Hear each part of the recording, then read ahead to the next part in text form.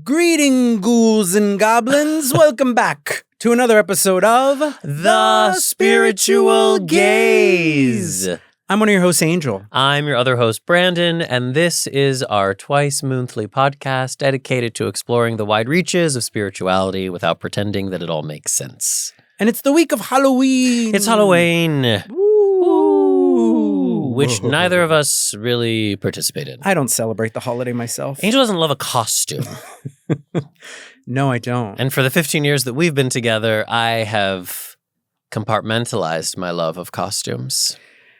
Do you want to know why I don't love Halloween? Why don't... costumes? Yeah, no, I actually do want to know why. All right. Engineer Andrew Q, Sarah McLachlan's Angel. In the arms of the angel. Is this a sad story? So when I was young, Okay. I asked for a Star Wars costume. Okay. And my mom went to get one. Okay. Mind you, I was an overweight child. You were an overweight child. How old were you? I believe I was about 10. Okay. And what Star Wars costume? Like Chewbacca, Luke Skywalker? I was hoping maybe for like a Luke Skywalker. But you were like a Han anything. Solo. I'd take a Darth Vader. You were like, I just need a honestly. Star Wars. I was like, I want to do something. It was Return universe. of the Jedi at the time. And I Okay. was like, yeah, I want a Jedi costume. And she brought home the only costume that was left there on the day of Halloween. And it was a guard Oh, okay. from the Jabba the Hutt World. world. Okay. That was like a giant hog. Oh, God. It was like a hog in clothing. Honestly, this story is a roller coaster because I was afraid she was going to come back with Jabba the Hutt, and then she didn't, and I was like, "Whew!" But now it's a hog. I mean, so... look, honestly, Jabba would have been better because at least Jabba's iconic. I mean, I guess I would have worked that job. Yeah. Okay. Yeah. You know? Uh-huh. What up? I'm Jabba the Hutt. Yeah. No, sure. I was unnamed guard number 2. Unnamed Hog hog guard. guard. Unnamed hog guard Number number two. two. How did that go over at school? Oh, it is like gangbusters. Like you can then fill in the arms of the angel. Just the close, slow zoom pan of my face. Wow. I can't believe I didn't ever know this story. All right. So this is this is the origin story of your hatred for Halloween. This is when you became a Halloween Grinch. It's trauma. Yeah. Well, that's fair. That sounds pretty traumatic. But you know what? Maybe I should work through it. Because, I mean, I really did ponder like, oh, I would dress up this year. I would do it. I would do it. But the right costume just didn't find me. And then we had like different options. And then we'd made plans to stay home with someone and like do a movie night. And then party invites came in. And we were like, well, we should just, honor the OG plan and do movie night, which I'm excited about because I have a lot of horror movies I want to see. Yeah, I'm also exhausted, so I'm happy Exhausted. to. Yeah, I'm feeling like I'm running on fumes. You are, honey. I'm running on fumes, You but are. I'm running. You are. And I'm it's running. beautiful. Thank you so much. Who are you? I'm Brandon Alter. I am a spiritual healer, Yeah. a tarot reader, Mm-hmm. an astrologer, a writer, Yeah. a community member. Oh, yes, you are. Yeah, I got very involved in my community this week Mm-hmm. when I attended a hearing for a new development that they're proposing to go up in the neighborhood, this like subdivision on a hillside that would disrupt all sorts of native trees and animals.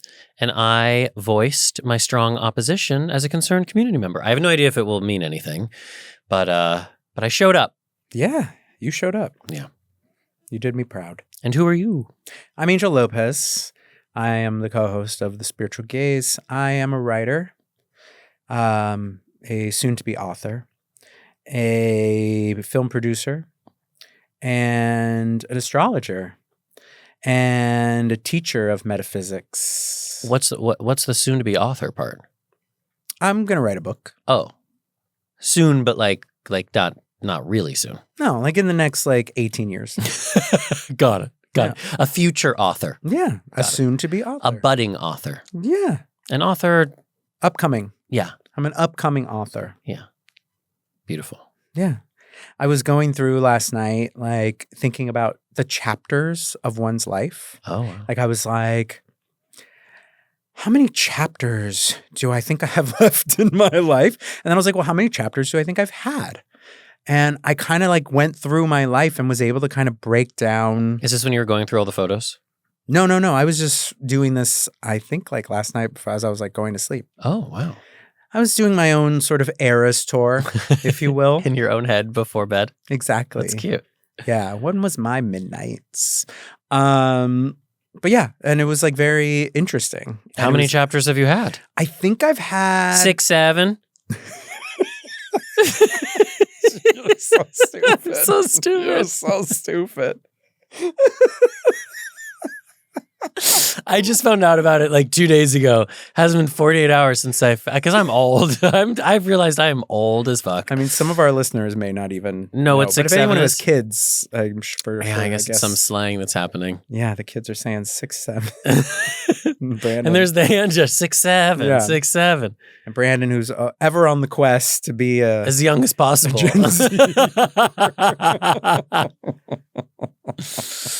Well, I'm trying. Yeah. What grade are you entering next year? I'm going to be a junior. I hear it's a hard year. Yeah. Yeah. Thinking you're more a senior. Got to start thinking about colleges. Yeah. Your colleges. Yeah. Gonna get another degree? Yeah. Good for you. Thank you. In Thank you. what? Bioengineering. Sure. So back to where I was. I think I have had 12 chapters. Okay. I think is what I came to. It was 12 or 13. Okay. So I was like, well, hopefully I have at least 20, 21 in my life. Like that would be good. Well, but I feel like a chapter doesn't necessarily denote length of time. No, they're like different. a chapter could be very short if it were, No, exactly. Some of my chapters were 2 years long. And Yeah. then some were like 7 years long. Totally. But I was able to like kind of like go, oh yeah, that was a chapter. That was it was really like kind of interesting. Okay, give me the most recent, like go back just 3 chapters. I'm curious, like take me back 3 chapters. We went through the grief and loss chapter. Was the last, I think, like 4 years. Yeah, the grief and loss chapter. Yeah. But 2020, like pandemia was its own chapter. For sure. Which kind of lasted like a year and a half. Yeah. I'd say. Until we like moved. Yeah, like until we moved, and then literally a week later, my dad died, and then I was in the grief and loss chapter. Yeah, okay. It's a rough one. That's a rough one too. From pandemia to grief and loss. Yeah, you're telling me, bitch. And then... Well, I mean, I was there. The chapter before that, I just called early 40s. Oh, really? Yeah. It's just early 40s. Yeah, because it kind of started like when we... Well, no, it's kind of started like when I turned 40. Mm-hmm. Mm-hmm. And then it was those last 3 years were like of the last 3 years of the teens, the 20 teens. Yeah, yeah. Were like their own little interesting chapter. Got it. So yeah. But I think it began with our wedding. So it was really like those last 4 years. Oh, our wedding was the beginning of the early 40s? I believe so, yeah. Yeah. Because I was 39 when we got married. Wow. Isn't that crazy? That is actually crazy. I know. I was like, you were basically my like age. Your age, yeah. Well, I mean, you're 40, but yeah. Relax. Calm down. No, I'm proud to be 40. I'm happy to be 40. No, you should be. Yeah. I'm not like... I'm proud to be 42. You are not 40. 42. You are not 42. 42. So, should we check in? Yeah, let's check in. Do you want me to continue? I might as well just keep going. I mean, I'm loving the angel show today, so I could just sit here. I could just like sit here wrapped. Yeah, I mean, like you're on fire today. Oh, thanks, honey. You're very funny and charming, and I'm falling in love with you all over again. Oh, that's beautiful. You heard it here first. You saw it here first. Those few of you who watch us on YouTube saw it here first. Yeah, I mean, I guess in general, I'm in a fun space. I feel like I'm starting a new chapter is really actually how I would call You're it. leaving the grief and loss. I feel like I'm leaving grief and loss. Yeah. But I don't know what this chapter is yet entirely. Like, but I actually, when I was thinking about, well, what would I call this chapter? I was thinking like, oh, I guess I would call this like becoming a writer. Because I do, really feel like I am like fully owning becoming a writer, and what that will be. I'm still playing it out. I have this TV show that I'd created and I've written, and we're weeks away from sending it out to the first round of people, like production companies and so exciting, what have you. So knock on wood, everyone who's listening, put out some good energy for me. That just need one. It just takes one. There could be 99 submissions, but it just takes one to see you. And so I'm hoping that I get seen. And I am, though, just looking at it as an opportunity to be presenting myself as an actual writer with material to a whole audience of industry people who have not seen me that way, because I have been pretty much more of a producer and executive, like for the last... Random Hog Guard number 2. And Random Hog Guard number 2, yes. So... Is it okay? Can we make fun of it now? Have we moved past the acute trauma? Actually, yeah. I think it probably helps. Okay, great. And I have therapy tomorrow, so it's fine. Perfect. And we have couples therapy on Friday, so you can bring it up there if I've overstepped. Yeah, I will. I always like to throw curveballs at you in couples therapy when we have it. You do. But yeah, no, so I'm feeling good, like still healing from my eye trauma, but today's the first day I've been back in contacts, so you can see my eyes again. So beautiful. Thank you. So that's been nice.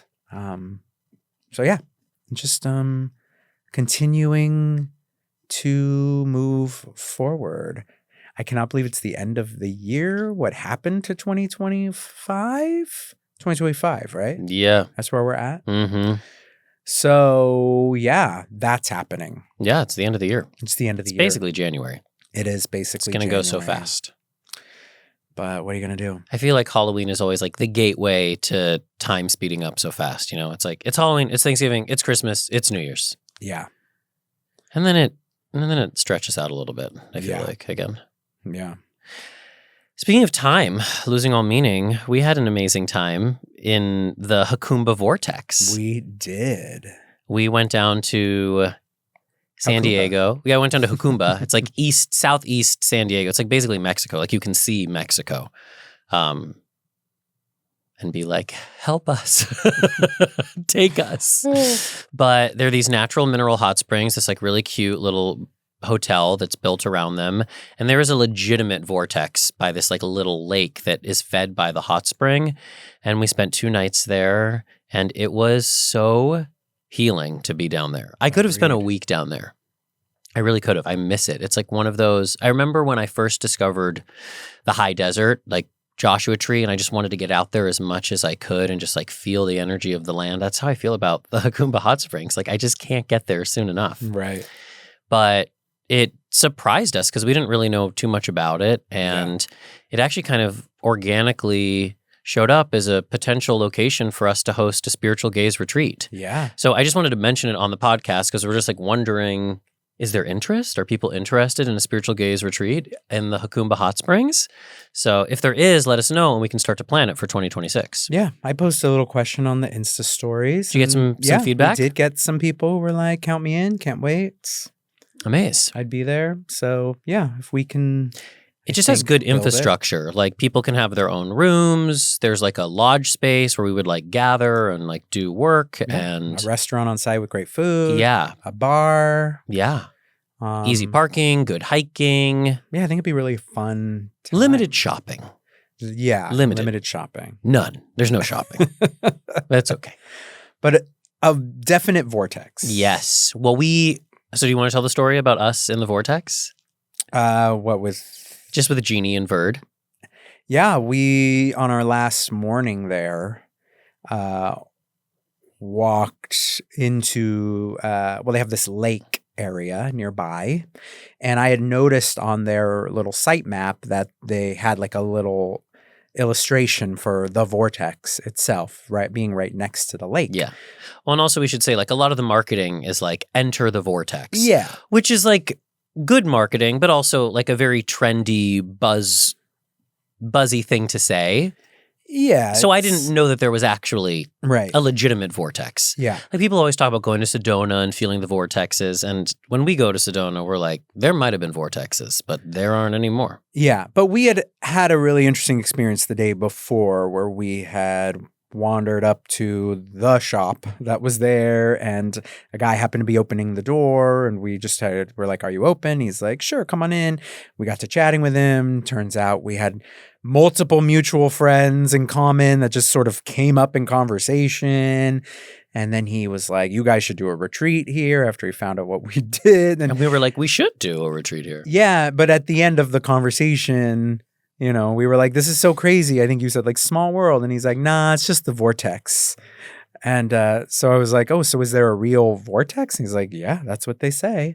So that's actually what then sparked me to be like, well, how do you know, like, where is it just everywhere? And then I noticed on that map, like, oh, there is technically a vortex on the map. Yeah. So that next morning, I was like, I want to walk over there and just kind of feel it out and see maybe they have a little signpost for it or something, You don't need a signpost. No, because we did like walk into a certain area. And as someone who has had experiences of like feeling energy, like that's kind of how I receive energy. Like I will feel it in my hands. I imagine some of you out there have had that experience where you'll just get kind of like a sort of like a vibration or like an energetic tingling in there. But it literally, like as we walked toward a certain area, I just felt like the palms of my hands were like vibrating. Yeah, you said, I think I know what they mean by spirit fingers. Yes, because it just felt like that. It was really amazing. Yeah. But then as we kind of kept walking around, it like dissipated. And then when we were like, so where do we think it was? And I was like, I think it's back over there. And we all kind of felt together like back where it was. And it was kind of where the water was coming out of the earth. Naturally. Yeah. But yeah, it was really wild. And we all kind of had this feeling like, are we on drugs right now? Yeah, like, we all felt pretty high. At one point, we're all like standing around this tree. I was like, everyone, you got to feel this tree. It's like moving. And everyone was like, oh my God. And it was like the tree, like the bough, you could really feel it. Moving in the wind. Yeah, but it was like so intense. But I was like, okay. And then you were like, all four of us like have our hands on this tree. Like we must have looked like we were on mushrooms or something. But yeah, we which we weren't. It was just the vortex. Yeah. Yeah. It was very funny. I definitely had the sensation, I think, I never thought about this before, but a vortex is, I don't know, like just like where there's like a strong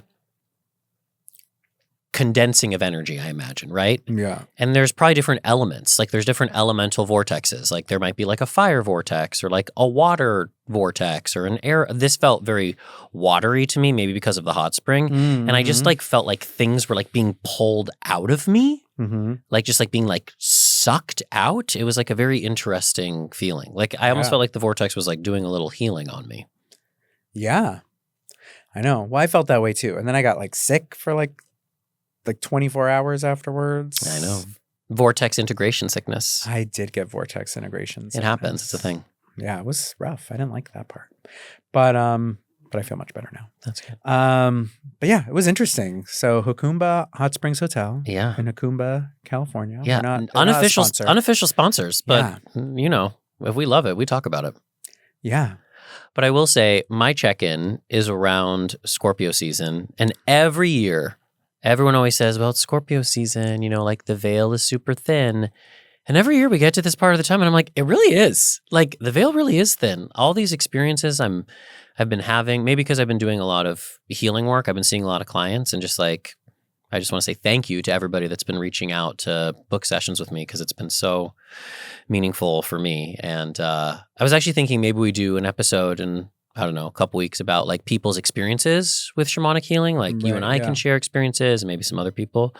But I've just been having a lot of like toggling between reality experiences, Mhm. like things that are happening in non-ordinary reality show up for me in ordinary reality. And I've just been, I don't know, kind of tripping out on the fact that this shared reality that we're in, that we think is so finite Mhm. and so small, like is just like the tip of the iceberg. Yeah. And I've been having a lot of experiences that just kind of keep expanding my mind. Right. And I like it. I mean, I don't think I could live in this all the time. Maybe this is what it's like to be a Pisces, in which case, like, you kids have a lot to deal with. But just the ability and the ease to toggle between the realities is something I really appreciate. Yeah. Yeah, because I feel like very nourished and like I'm able to resource myself. Like even just like being in Hakumba and feeling the water and the land and doing a little bit of healing work out there, I just was like, oh, right. Like sometimes I can be so totally in my spiritual practice or like totally in my earth-based reality, Right. And it's been nice to like find this folding together. Even like on Monday night when we were at this concert that I wanted to go to, and I was having such a challenging time just like being in a space with a bunch of people and people rubbing up against me and just being like a very cranky, crotchety 40-year-old at a concert. And I was like, and usually I would be like, okay, well, like, let me go get another drink or like, and instead I was just like, okay, like I need a helping spirit. I need a helping spirit to lightly merge with me, to like help me enjoy my time here. And I did that and like the whole energy shifted. And I was like, right, like we can keep bringing spiritual practice into ordinary reality and it makes a difference. So Yeah. I've been appreciating it and enjoying it. And I'm going to try it as we move into the holidays. Okay, another good. spiky, craggy corner of the year. I love that for Not you, Aunt Rob. We're excited you. to see you for the holidays, but you know what else is out there. Right. Well, that's beautiful. Yeah. I love that. You've inspired me to want to continue to integrate spirit into all the moments of life. There's there's nothing too small to like call spirits into, and there's nothing too large that the spirits can't manage, I think sometimes people get a little like, well, like, do I really like, are the spirits upset that I'm asking them to help me find a parking spot? And I can't speak for the spirits, but I think the spirits are just happy to be acknowledged at any point. Like they'll help you with anything, Yeah, no, it's true. I love that. So call in your spirits. Yeah, call in your spirits. Especially in this Scorpio season. Especially on the Scorpio season. Yeah. Oh, the last thing I just want to share is that we built this beautiful ofrenda. It's been something we'd been like talking about doing for over 2 years, and we finally did it. Yeah.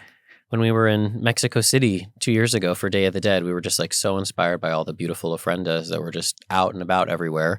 And we were like, as part of our grief and loss chapter, we were inspired. So we actually built one, and it's been very sweet. It has. It feels like very like grounding and connecting to those who are specifically honoring. And I know. Yeah, it's just nice. Yeah, we'll have to think about what to do on the actual like Day of the Dead. Yeah, for sure. Some sort of ritual or something. Yeah. I feel like there was a ritual we did together. Remember where we like lit little votive candles for like every deceased person? Yes. And then remember the next morning, all the candles were out except for one. And that was one for like a particular like ancestor helping spirit of mine. Yes. Yeah. Oh, wow. I do remember that. Maybe we should do that again. We did that at the old place. Yeah, we did in the old spirit room, the original spirit room. That was beautiful. OGSR. For Day of the Dead, right? We did. Yeah. Yeah. Yeah, that was amazing. Wow, good memory. Thank you. Sometimes I feel like it was during up. pandemia. Maybe? Maybe. I don't remember. Anyhow. Should we head into this episode's dose of reality? Why are you so questioning the dose of reality? Because what is reality? Well, it's a mixed bag, really. Can I get a dose of reality? You're in it right now. You're right. I live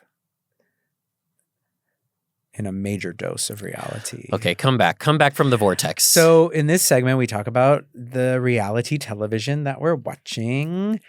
And I mean, the reality is there's only one that is like truly unlike any. We watched the new episode of The Real Housewives of Salt Lake City last night. And I know that this might be a little hyperbolic. Some people might disagree. I think it was possibly the greatest episode of Housewives television that has ever existed. I felt like it was that elevated. I think it was in the top 5. Top 5 episodes? Yeah, I don't know if I could call it the best. Like you don't think it's better than Scary Island? Yeah, I don't know if it was better than that. Okay. Personally, but it was fantastic. It was high energy. It was high voltage. It had all the things. Explosive. Yeah.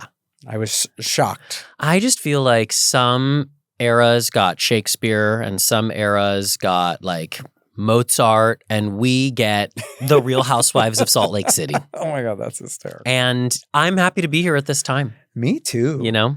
They are just firing on all cylinders. It is peak culture for those that care to attend the party. Yeah. And if you're not attending it, like, get to it. Yeah, just try. It's so good. Just put down your swords and just go try to just relax into, well, I don't know how relaxing it is because they're screaming and yelling. I mean, I actually found it so relaxing. I wanted to live in those 75 minutes of television for the rest of my life. All right, let's set the scene for everybody. Let's let people in. Yeah.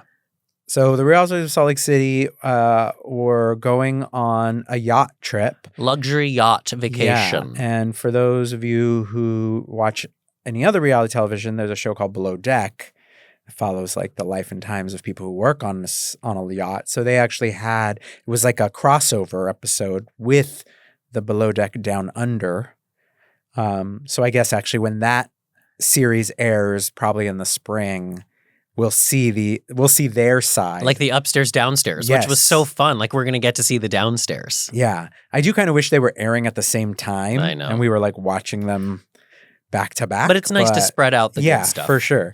But yeah, so they have gone on this trip. Where are they again? I have absolutely. Yeah, it was a place I'd actually never heard idea. of. I guess it's for billionaires only. Yeah, it's a billionaire's playground. So we've never heard of it and we're never going. And that's fine. Yeah, I don't want to be at a billionaire's playground. So basically, these women get on this yacht and one of them has just recently like been in the news because all these headlines have come out about like past issues, like transgressions, like financial stuff, fraud, identity theft. Yeah, things that, she says were parts of cases that have been sealed. There were no charges against her. She was just involved in these cases. But regardless, she's like, why is this coming up now? Like, who's digging for this, like right now, literally as we're filming this show? Yes. And so then a lot of the women get together to kind of go through the history of the show. Yeah. And there's been a lot of digging and releasing information to the press, and it all seems to center around one Lisa Barlow. Yeah, that at least whenever she is in an argument with someone, that feud. Person tends to have stories propagated in about headlines about, Yeah.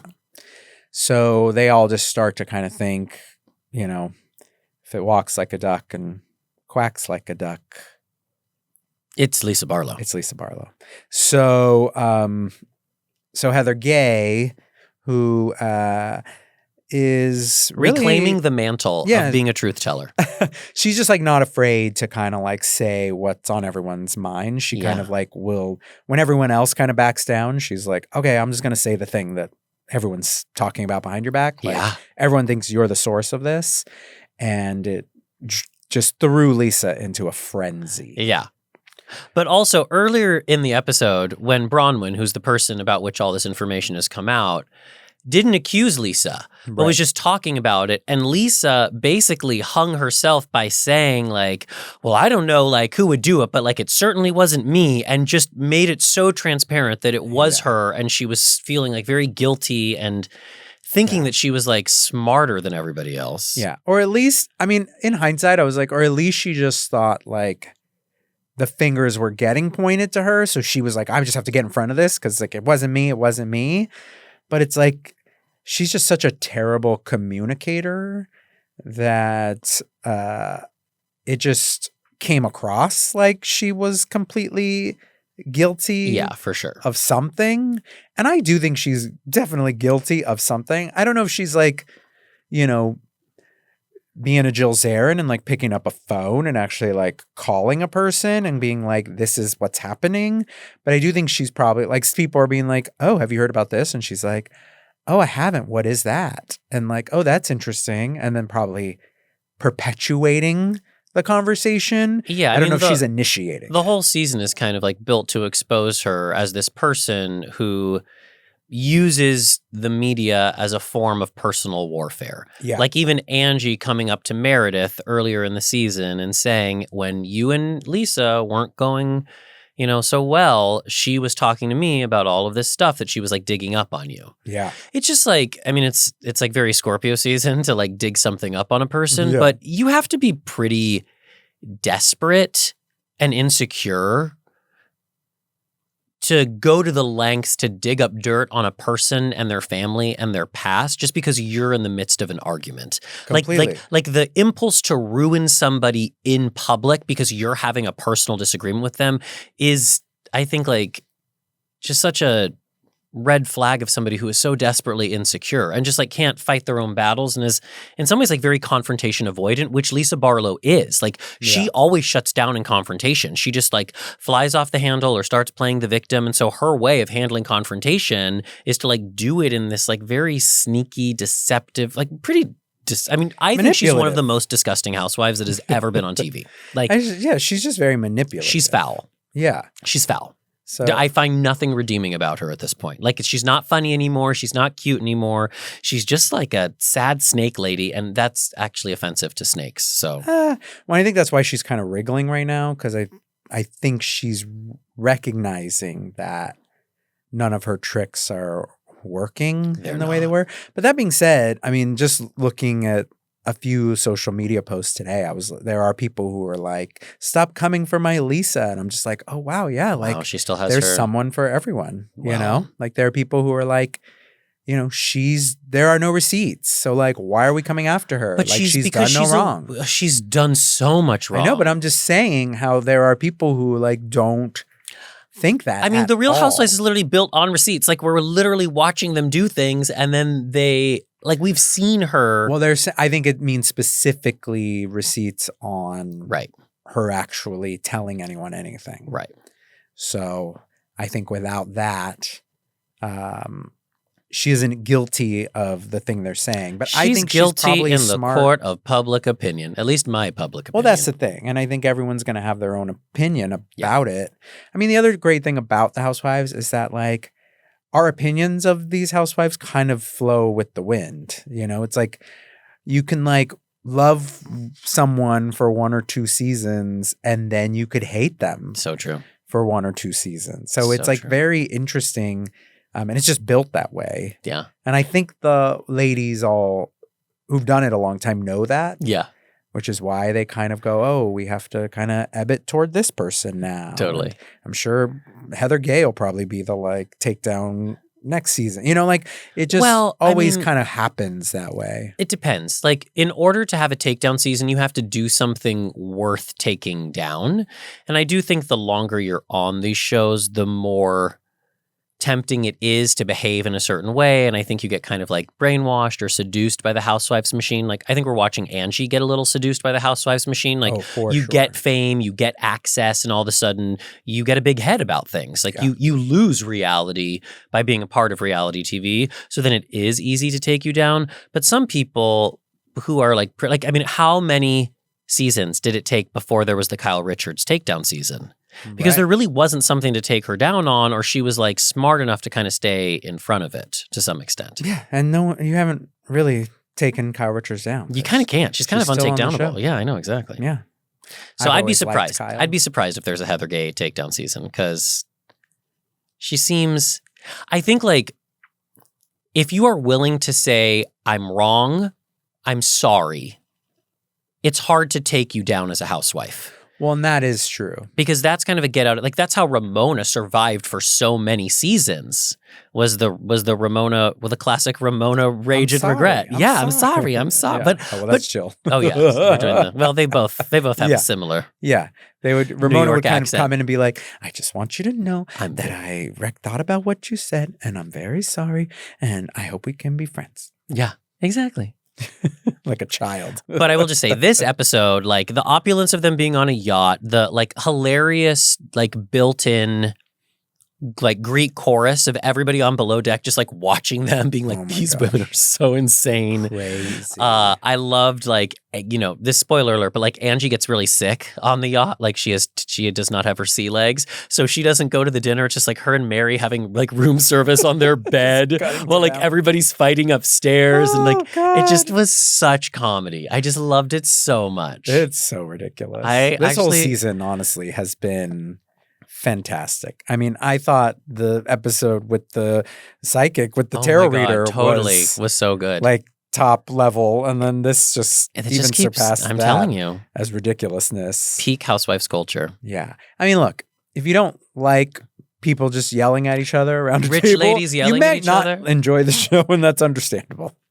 But I think if you watch The White Lotus, you should be able to watch the Real Just Housewives. The production value of how they've crafted these episodes, and give them an Emmy. Yeah, seriously, they deserve it. Secret Lives of Mormon, who Selling Sunset's been nominated for an Emmy, but this has not. It's crazy. Selling Sunset is not as good. I don't think so. That being said, they just released the new preview for and we can't wait.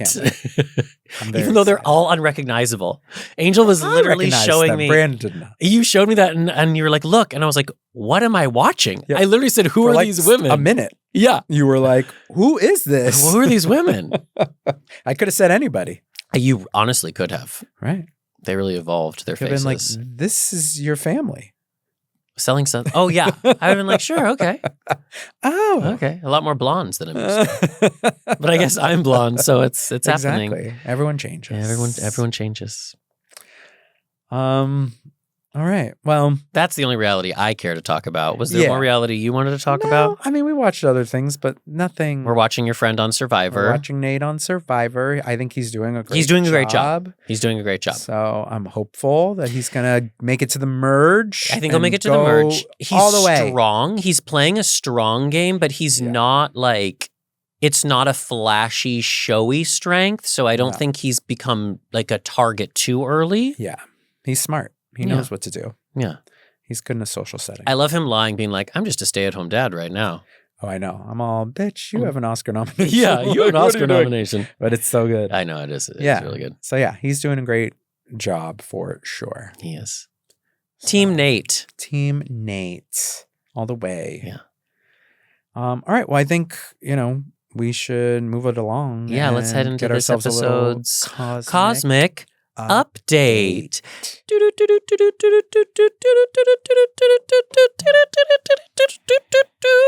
Ba-da-bump.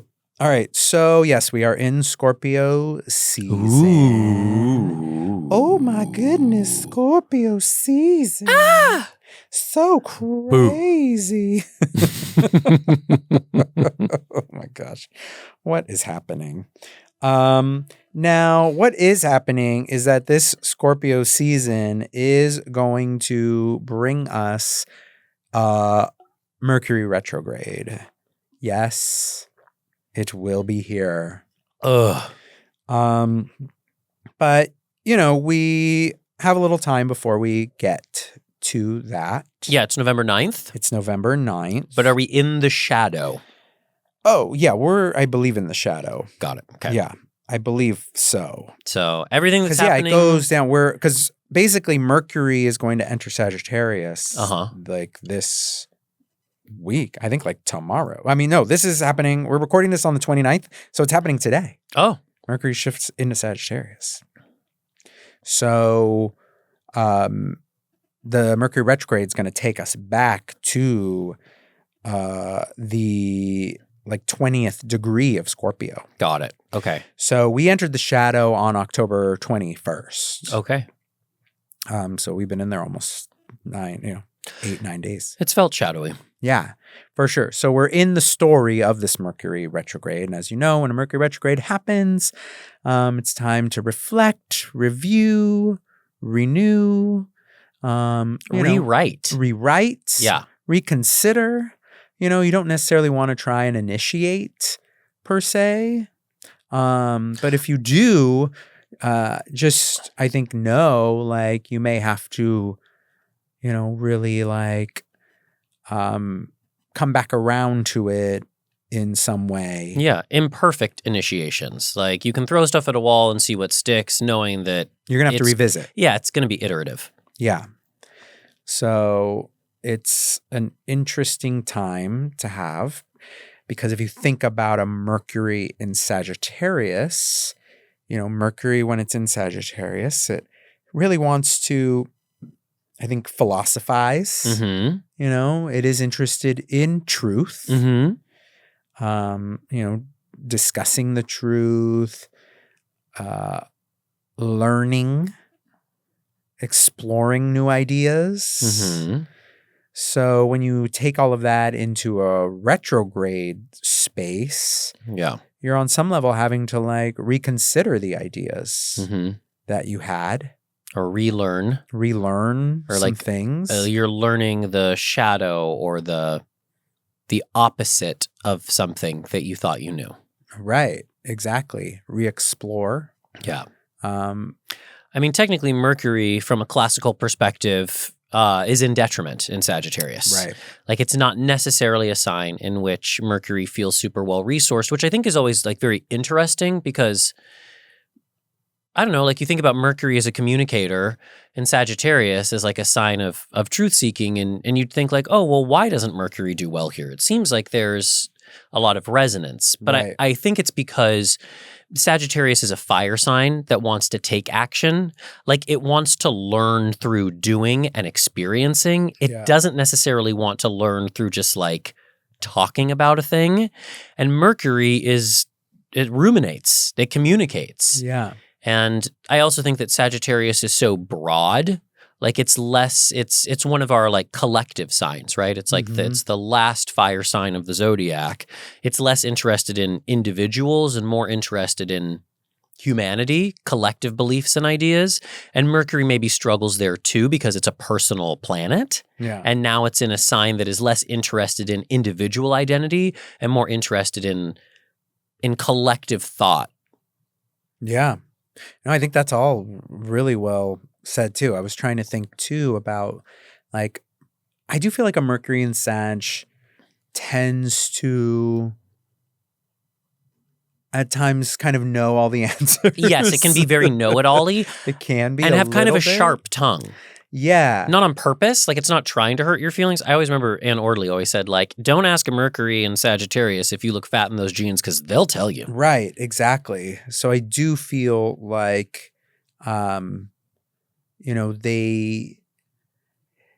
they can sometimes do that, though, out of a lack of knowing. So right. It can be like a cover. It's a bluster. Yeah. Because they're like, I'm going to front. Yeah. Because that fire brings out the statement, and then they're like, oh God, I hope I'm right. Yeah.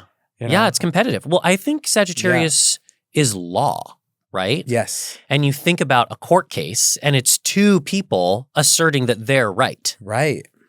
Two truths and one case, like this person is innocent, this person is guilty. And sometimes they're both lying, Yeah. So yeah, that's interesting. And I don't know. I think a retrograde can kind of uncover the wrongs, well, here's where you're wrong. Yeah. Or here's where you need to reconsider. And then it gets back into Scorpio, and you're really doing the detective work. You really got to dig down. Right.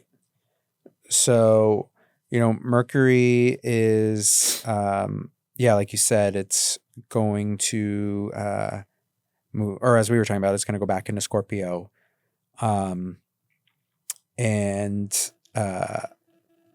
late Oh wait, November? no, I'm sorry. I'm totally wrong. Forgive me. No. For that. Oh, God. Oh no, I'm right. It goes Oh, back to phew. 20 Scorpio. Oh, Sorry, I my was God. This reading has been a roller coaster. I know, sorry, I was You put me reading on a roller coaster today. I structured this weird.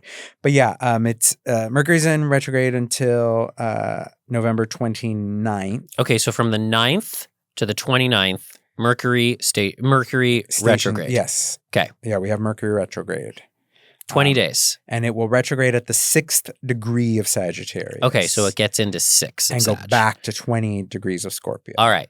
Yeah. So those are the degrees from 20 Those are the Scorpio degrees. to 6 Sagittarius, 16 degrees to really pay attention to. Do you have any planets there? What part of your chart is that? Because exactly. that really is going to show you like what stories are up for reconsideration. Yeah, exactly. Interesting.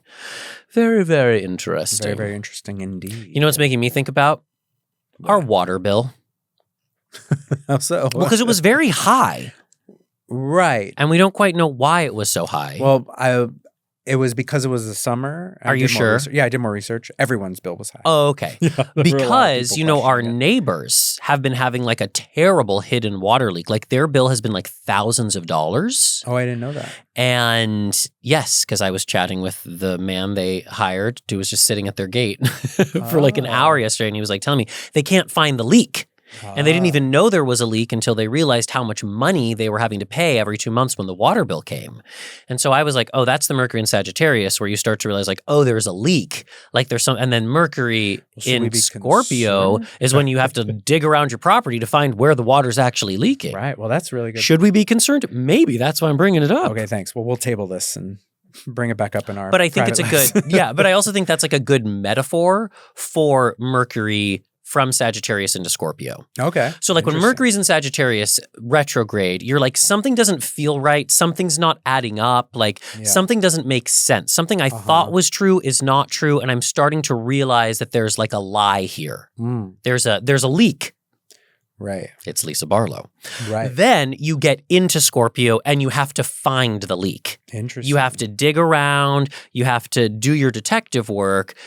So that when Mercury stations direct, you know what the leak is, you know where you were lied to, and you can start to fix things. Because at the end of the day, Mercury retrograde is not out to get you. It's not like some punishment that happens 3 times a year. Yeah. It's an opportunity to realize that there are competing truths. It's hard to have all the information at all times, and it's trying to help you just like get closer to true communication and true narratives for your life. Yeah. Well, I like that. Well said. Well, thank God it's recorded. Well articulated. So we do have a couple other shifts that occur. Okay, so we're done with Mercury retrograde. We have Mars entering Sag as well. Okay. On November 4th. Okay, so that'll change Scorpio season. Because we've currently had Scorpio season with, answering to Mars in Scorpio. Right. Which has been very, like, I think that's also part of, like, why it's been so, where I'm like, oh, the veil's so thin, because it's just been, like, Scorpio brought to you by Scorpio, Yeah. It's been kind of great, though. Yeah, it has. Well, I think it's great if you can get into the flow of it. Yeah. And if you're, a control freak who's trying to, like, force things to happen. But I kind of think Mars and Scorpio has sort of taught us all to at least those of us who are willing to pay attention to like stop trying to force control so much. Like this is just in process. Yeah. And I just have to let this be the process. For sure. Yeah. So Mars and Scorpio doesn't sweat the small stuff because they're playing a longer game. Right. They are happy. Well, I don't know if they're happy to lose a battle, but they understand the value of losing a battle because they're interested in a war. Yeah. But I do feel like Mars and Sag can be a little more fun, adventurous, spontaneous, spicy, more forthcoming. Yeah. Yeah. So even though it is a Mercury retrograde and we're like, you probably shouldn't travel, like actually maybe book a trip before Mercury goes retrograde and take one while Mars is in Sagittarius, because you might see some interesting things that then help you realize some truths. Yeah. Or just spontaneous trips. Yeah. Just know that you might hit some bumps along the road. But that's okay. Fine. It's part of the adventure. Totally. Yeah. Giving up control. Oh, we're going to be traveling during Mercury retrograde. We are traveling during Mercury retrograde. Our anniversary trip. Yes. Our 15th anniversary trip. Yes. So I think it could be fun, explorational, Adventurous, bumpy. Yeah, but it'll also show which one of us is the leak in our relationship. Oh. Where's the lie? It's me. Well, I'm the leak. I didn't want to say it. Well, it's okay. Now, interesting, when Mars shifts into Sag, literally it goes into an immediate opposition with Uranus. Don't love that. Right? Isn't that like kind of like spicy? I think, with Uranus in Gemini. Mm-hmm. You know what Uranus in Gemini is? What? 6-7. It's full on 6-7. Just chaos communication. It's chaos communication. It's something that doesn't mean anything that everyone is talking about. It is wild. Yeah. Yeah. But maybe Mars in Sag opposes it and is like, no. Explain yourself. Yeah. Where's this can the only truth? take you so far. Right. Maybe. So November 4th could be a time of illumination. A time of like curious, like, hey, here's we're exposing something. Yeah, for sure. I'm seeing a new optometrist that day. Oh. Finally get my correct contact prescription. So hopefully you'll expose the truth of your eye prescription. That would be nice. That'd be great. That would be nice. Totally. And 2 days later, Venus enters Scorpio. Okay. So, she gets a little sexy. Yeah. She gets a little like mysterious. I wonder if people have been listening to the podcast for a long time and they're like, oh, like the catchphrases of things. Yes. I feel self-conscious saying it now because I'm like, I've said it so that she puts her spike heels on and pulls out a whip and a cigarette. Yeah, I mean, that's Venus and Scorpio. But I think it's also like a useful teaching tool just to have some touchstones, Yeah, I get it. Yeah. She's very like, here, boy. She's a dominatrix. She gets 50 Shades of Grey. Yeah. But she's the Jamie Dornan, not the Dakota Johnson. Right. I've never seen this movie, but I know it's come up in conversation a lot lately. Just between us. Just because I'm like a recent Dakota Johnson convert. I know. Brandon has I just love a brunette with bangs. Understood. But yeah, so we have that Mars shift into Sag. Then we have the Venus shift into Scorpio 2 days later. And then the next day, Uranus re-enters Taurus. Whoa. Okay, so that's 3 days in a row with planets changing signs. Well, not in a row. We have the 4th, the 6th, and the 7th. Got it. Okay, so a week of 3 planets changing signs. Yeah. From Libra to Scorpio, from Scorpio to Sag, and then from Gemini back into Taurus. Yeah. Interesting. So there's a lot happening in that Taurus-Scorpio axis. Yeah. I liked when Uranus was in Taurus. Well, comparatively. I mean, I didn't like when Uranus was in Taurus. I mean, it was interesting for me just because I have a 29-degree Taurus placement. So it was it's always interesting when you're playing in your own playground. Yeah, totally. And it was interesting to me because it was on my Jupiter. No, I will say, and I think I've said it on the podcast, Uranus in Gemini has been so much more disruptive than I ever could have imagined that I am grateful for the relief of one last Uranus and Taurus go around. Yeah. Although I am concerned about I feel like Uranus and Taurus brought us a lot of natural disasters and disruption of food chain. And so I don't love that. Right, but that's still happening. Yeah, I didn't go away. Yeah. We just had one of the largest hurricanes in history. We did? Yeah. Right, recently? Yeah. I think it's still going on. What? Where? In Jamaica. Oh, fuck. Yeah. And it's in Cuba. You got to tell me these things. I'm not on social media. I don't get a lot of news. Read a book. Oh, I am. I'm reading a great book right now, actually. Well, put a book down. Watch the news. But yeah, so Uranus will be back in Taurus until the end of April 2026. Oh, really? It'll be in Taurus. That's nice. Yeah. So we're there for another 6 months. Another go around. I predict a slowdown in AI technology. Oh, interesting. That's my prediction. I feel like Uranus and Gemini and Pluto and Aquarius, they're having this really big AI conversation that's gonna we're just at the beginning of it. Mm-hmm. But I feel like it's been ramping up and it's gonna ramp back for a little bit. That's my prediction. I like that. We'll see. My prediction is that Wicked for Good will be a colossal success and win Ariana Grande an Academy Award. Wow. That's my prediction. What astrologically grounds this prediction? Or is it not astrologic? It's just... It's Uranus and Taurus. Is She's she a gorgeous. Taurus? Is she a Taurus? No, but it's going to take us back to like a sort of feminine beauty. Oh, okay. And I feel like Uranus... Who embodies that more than Glinda? Well, no one. I mean, she's so gorgeous. But I feel like Uranus is a disruptor, so it's like disrupting ideas about beauty in Taurus. Well, she is a beautiful disruptor in part 2 of Wicked. As you'll all see. Well played. Exactly. Well played. Touche. Yeah. Wow, the Lopez roller coaster has really been quite a ride today. For you and me both. Oh, yeah. All right. I feel like that's that. Okay. And we should give the people some wisdom. You know what's so sweet was I was with Phoebe today, and she was telling me that when she listened to our latest podcast, and did she tell you this? Yeah. About how the card I pulled was the 9 of Cups, and it was all about like, it's the wish card. Yeah. And that she was literally making her daughter's 15th birthday cake listening to the podcast. I know, so sweet. I thought that was very sweet and appropriate. So what will this week's card bring? Okay. All right. Let's get grounded. And let's get grounded. I really just mean me. But if you can take a moment and close your eyes and drop into your heart, connect to your breath,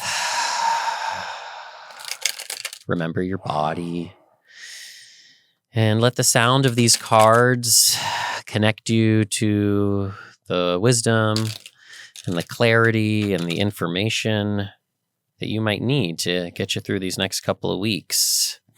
Just trusting that this message will resonate no matter the future, place, or time to which you listen to this episode. Just asking for one card. Help us move in alignment with the energies inside us and outside us. Help us find grace.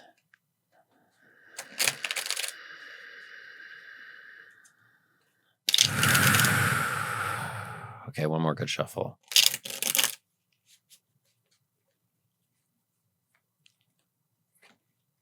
Oh, the Queen of Pentacles. Hey, Diva.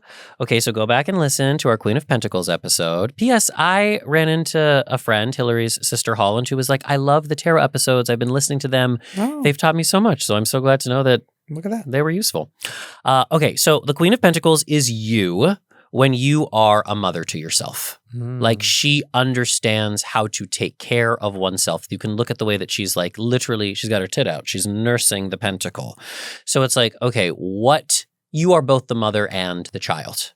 Like you are your own mommy and you're also your own baby. And so we got to think about like the physical reality ways in which we need nurturing. Like, do you need more sleep?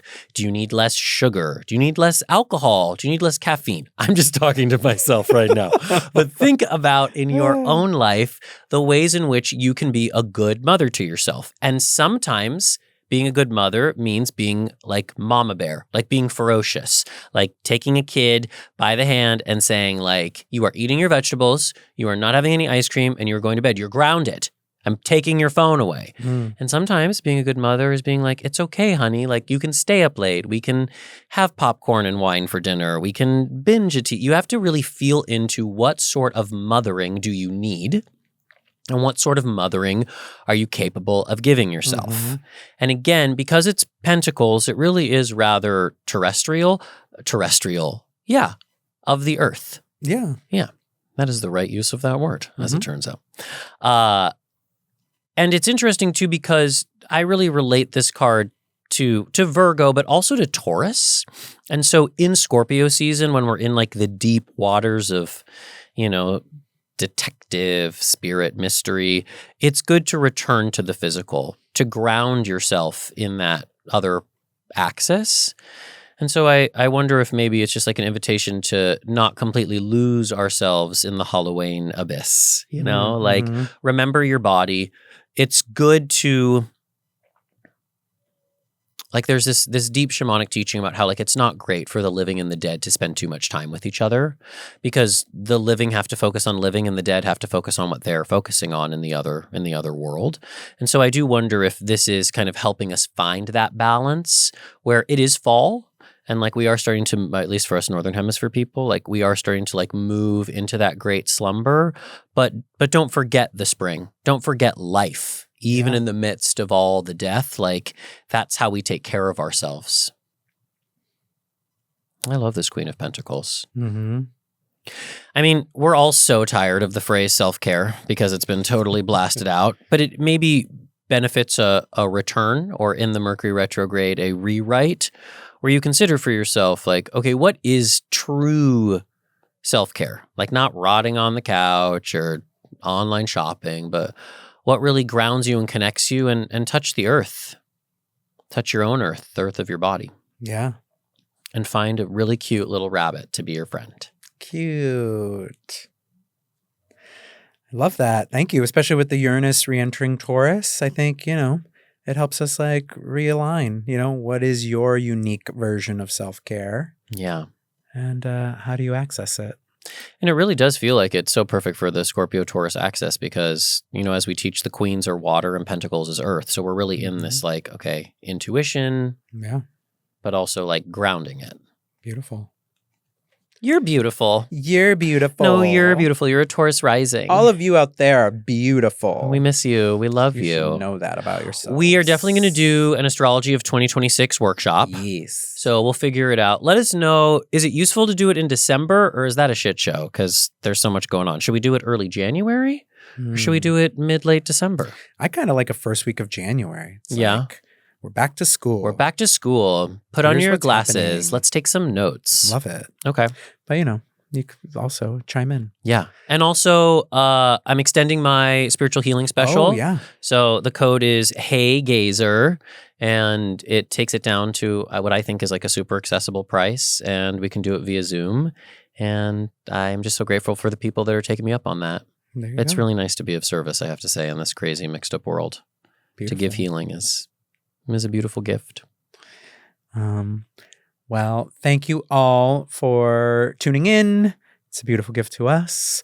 You can find out everything about us at thespiritualgaze.com. Follow us on the Instagram or TikTok. And until next time, this has been your transit through the spiritual gaze.